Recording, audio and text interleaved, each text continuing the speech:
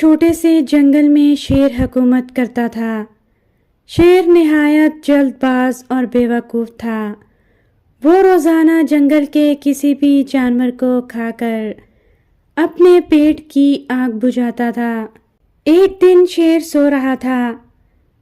جب شیر نیند سے بیدار ہوا تو اپنے سپاہیوں کو حکم دیا، کوئی صحت مند جانور لاؤ۔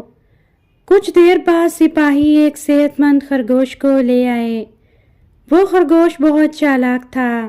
شیر جب خرگوش کو پکڑنے لگا تو خرگوش نہایت عاجزی سے بولا، بادشاہ سلامت، میری آپ سے ایک درخواست ہے، گستاخی معاف کیجیے گا، مگر یہ بات نہایت ضروری ہے۔ شیر نے حیران ہو کر خرگوش سے کہا، بتاؤ کیا درخواست ہے تمہاری؟ خرگوش نے شیر سے کہا، بادشاہ سلامت، آپ ہر روز کسی نہ کسی جانور کو کھا جاتے ہیں۔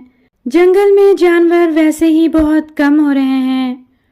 اگر آپ اسی طرح جانوروں کو کھاتے رہے تو ایک دن آئے گا ساری آبادی ختم ہو جائے گی، پھر آپ کس کے بادشاہ رہیں گے؟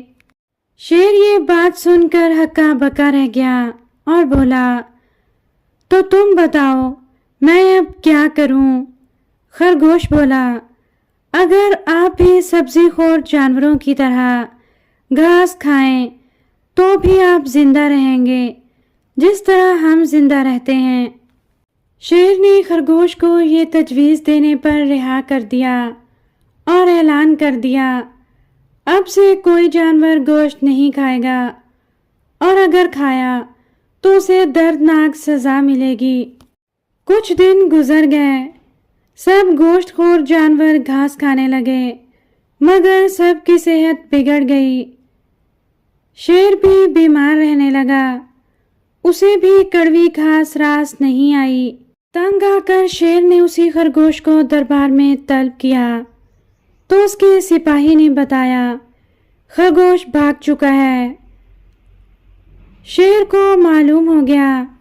تب نادان شیر کو پتہ چلا کہ خرگوش نے اسے بیوقوف بنایا ہے۔ شیر نے اب اس قانون کو رد کر دیا، کیونکہ اب وہ جان چکا تھا سوچے سمجھے بغیر فیصلہ لینے کا کیا انجام ہوتا ہے۔